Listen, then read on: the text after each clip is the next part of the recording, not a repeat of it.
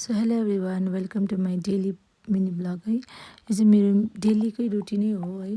तपाईँले सोचिरहनु भएको छ कसरी यसले चाहिँ होइन तिनवटा नानी चाहिँ कसरी म्यानेज गर्दैछ, ड्युटी पनि जानु छ होइन, दुईजनै ड्युटी हो भनेर सोचिरहनु भएको छ होइन। म चाहिँ अब यसमा चाहिँ पहिल्यैदेखि बनाउनु मन परिरहेको थियो नि त, तर मैले टाइमै नपाएर हुन्छ नि म्यानेजै गर्नु साह्रो क्या। अन्त म चाहिँ जतिसक्दो बिहान छिटै उठ्छु नि त, खानाहरू बनाउनुपर्छ के गर्नुपर्छ भनेर कि, तर त्यस्तो भनेको जस्तो केही हुँदैन क्या। सँगै नानी उठिदिन्छ हो, यसरी नानी उठ्छ, उसलाई वासरुम टोइलेट गरायो हो, अन्त त्यहाँदेखि आएर उसलाई फेरि अब बाँध्दैन सुत्नु हो, उसको दादाहरू सुतिरहेछ भनेको त दादा पनि उठिहाल्यो। अन्त जाने भन्दैछ मलाई होइन। अन्त म चाहिँ आउन भनेर भनिरहेछ। अब म चाहिँ किचनतिर गएको, किचनमा चाहिँ उसको आप्पाले चाहिँ अघि सबै चियाहरू बनाउनु हुँदो रहेछ, सब्जीहरू पकाउनु, खानाहरू पकाउनु पऱ्यो, बिहान 8 बजी त रेडी गर्नु पऱ्यो। अनि म चाहिँ भाइलाई चाहिँ यसमा राखेर चाहिँ यो स्ट्रलरमा राखेर चाहिँ म चाहिँ काम गर्नु थाल्छु। म अब आफै फ्रेस हुनु पऱ्यो, ब्रसस गर्छु होइन, वासरुमहरू जान्छु, त्यो गर्छु। भाइ चाहिँ कति बेर बस्छ, कति पेसेन्स छ अहिले सानोमा चाहिँ मेरो छोराकोमा होइन। म फ्रेस भएर आएँ, वासरुम गएर आएँ, अन्त मेरो छोराले चाहिँ जिस्काउँदै रहेछ, उसले पनि भुल्याइदिन्छ जति सक्दो चाहिँ। अब मलाई चाहिँ के गर्नु छ भन्दा ढिलो पनि हुन्छ है, सब्जी काट्दै चिया पनि पिउँदै, अन्त भाइलाई पनि पढाउनु छ, अनि म छेउमा यसरी राखेर चाहिँ म यस्तो गर्छु। अन्त मैले एकछिन नानीलाई भुल्याएँ, त्यहाँदेखि भाइ त सुतेछ, मेरो छोरा फेरि मेरो काखमा सुताएर चाहिँ मैले फेरि भाइलाई बिहान एकताल रिभिजन चाहिँ गराउनै पर्छ नि त, किनभने बिर्सिहाल्छ होइन। त्यहाँदेखि त्यतिखेरसम्म त मेरो छोरी पनि उठिसकेको थियो, अन्त उसलाई पनि मैले रिभाइज गराउँदै थियो अलिअलि स्कुलमा के पढेको छ त्यो भनेर। भाइलाई चाहिँ 1 घन्टा लगाएर बल्ल बल्ल बल्ल यति लेखिसक्यो। अब 8 बजिसक्यो होला अलमोस्ट। मैले त तर अब यसरी स्टार दिएन भने फेरि घरिघरि लेख्नै मान्दैन। मेरो छोरा चाहिँ यस्तो छ नि त, स्टार काउन्ट गर्छ। मेरो छोरी चाहिँ फेरि उता ऊ पढिसकेर गइछ यतापट्टि उसको बालबच्चाहरूसँग पढाउनु हो। हौडेमा ब्ल्याङ्क पेपर हेर्नु न, मलाई चाहिँ यो सबै राखेको थियो नि त भाइको लागि प्र्याक्टिस गर्नुको भनेर। उसले सबै कोरेर सकेछ। अनि त्यहाँदेखि चाहिँ मेरो छोरा चाहिँ यतापट्टि सुताएको थियो, उठिछ होइन। उठेर अब फेरि उसलाई लानु पऱ्यो, अब म घर सफा गर्नु पऱ्यो होइन। अब यो घर सफा गरिसकेर चाहिँ अब यसरी गर्नुपर्छ, यति साह्रो पर्छ, यति साह्रो हुन्छ क्या म्यानेज गर्नु चाहिँ। अब मलाई सँगैमा मेरो छोराको खाना नि पकाउनु छ है सानोको, किनभने उसलाई बिहान छिटो भोक लाग्छ। अन्त म चाहिँ 4 टाइम चाहिँ खाना दिने गरेको छु नि त, बिहान दिन्छु 8-9 बजीतिर दिन्छु, त्यहाँदेखि चाहिँ दिउँसो दिन्छु, त्यहाँदेखि फेरि इभिनिङमा, त्यहाँदेखि नाइटमा दिने गर्छु है। अन्त त्यहाँदेखि चाहिँ अब मैले खाना खुवाउनु पऱ्यो। अब मलाई चाहिँ उसलाई, मेरो छोराले अब खानै नखाने होइन, खान्छ, आफै पनि खान्छ, तर यस्तो ढिलो खान्छ, यस्तो ढिलो खान्छ है। अन्त त्यहाँदेखि मैले चाहिँ उसलाई खानु कर लागेको हुन्छ नि, अन्त उसलाई खुवाउँदै थिएँ। अनि बहिनीले चाहिँ बेलुकाको मोमो त्यो खाने अरे भने होइन, ठिकै छ त्यसो भए लन्चमा खाना पठाउँछु भनेर चाहिँ उसलाई चाहिँ मोमो खायो। उसले छिटो छिटो खाइसके पनि हाल्यो। यस्तोहरू त भाइलाई चाहिँ यस्तो टाइम लाग्छ, यति साह्रो पर्छ है। अब मलाई यता भाइलाई पनि खाना रेडी गर्नु छ, मेरो छोरालाई होइन। अब त्यहाँ त पनि म बनाउँदै थिएँ। अब हेर्नुहोस् न साथीहरू, अब देख्दाखेरि कति सजिलो देख्छ है, म जहिले पनि रिल बनाइरहेको, नाचिरहेको, उफ्रिरहेको मात्रै देख्छ, तर आफूलाई मात्रै याद हुन्छ यति डरलाग्दो टाइम म्यानेज गर्नुपर्छ क्या। अब म्यानेज गर्नुको अब त्यो उयो हुँदैन, अब घडी हेर्दै टाइम चाहिँ यति डरलाग्दो हामीलाई, अब स्पेसली मलाई चाहिँ मलाई नै भनौँ न, मलाई चाहिँ यस्तो म्याटर गर्छ टाइम चाहिँ। 1 मिनट 2 मिनट 5 मिनटहरू चाहिँ नि। अन्त म चाहिँ अन्त टाइम हेर्दै, अन्त नानी धन्न बहिनीले त खाना खाइसक्यो, अब भाइलाई खुवाउनु थियो होइन। मलाई चाहिँ पहिला चाहिँ के भयो भन्दा चाहिँ म भाइको खाना बसिहाल्छु भन्ने भयो नि त। अन्त भाइको खाना चाहिँ म यसरी बनाउँछु है। यो चाहिँ मैले चामल के अरे धानको चामल पिसेर राखेको हो, अनि यो चाहिँ हो कोदोको पिठो हो।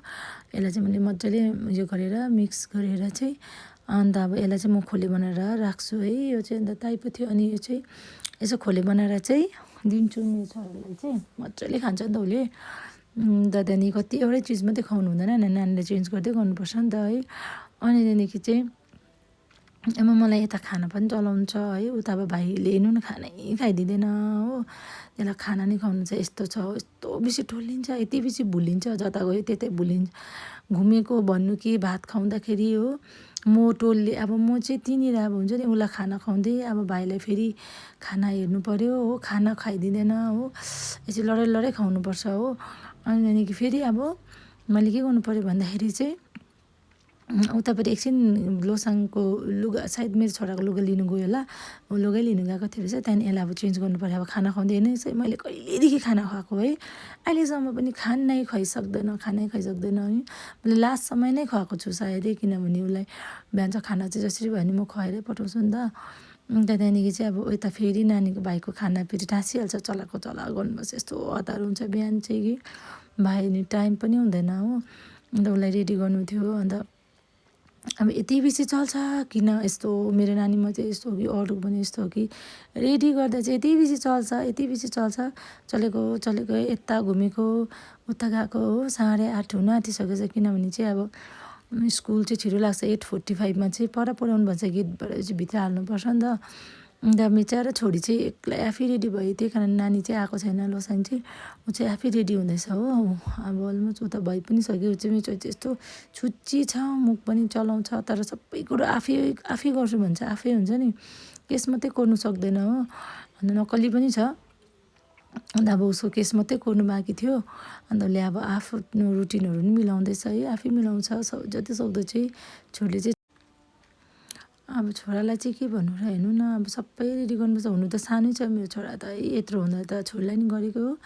अनि एउटा मेन चाहिँ हेर्नुहोस् न, यो प्रब्लम चाहिँ मेरो मात्रै हो कि तपाईँको पनि हो, खाना चाहिँ यसरी खुवाउनु पर्छ नि, यस्तो साह्रो पर्छ खाना खुवाउनु हो। बहिनीले चाहिँ आफै सबै कुरो रुटिनहरू मिलाइरहेको छ हो, सबै गर्नुपर्छ। मैले त अलमोस्ट मेरो त टाइम त सबै छोरालाई मात्रै बेसी गएको हुन्छ नि, हुनु त सानै छ, उसलाई केही अब कसरी के गर्नु होइन। अन्त अब म चाहिँ खाना खाइसकेर अब उसले सबै सकेँ, उसले अब उसको यो टावरले पुस्छु भन्छ हो, यस्तो झगडा गर्छ बिहान एकताल चाहिँ। अन्त त्यहाँदेखि म चाहिँ हेर्नु न अब बहिनीको केस गर्दा गर्दा भाइ आयो, अब भाइको केस गर्नै परिहाल्यो फर्स्ट हो, भाइको केस कोरेँ। अब उसलाई अब त्यहाँ अब ठिकै बहिनीको नानी पनि आइपुग्यो हो। मलाई चाहिँ अब नानीको केस गर्नु छ, मेन चाहिँ मलाई त्यही लाग्छ, लोसाङको केस गर्नु जस्तो साह्रो चाहिँ होइन, लामो केस छ कि, अन्त उसको त्यो बेसी लट्टा हुन्छ हो।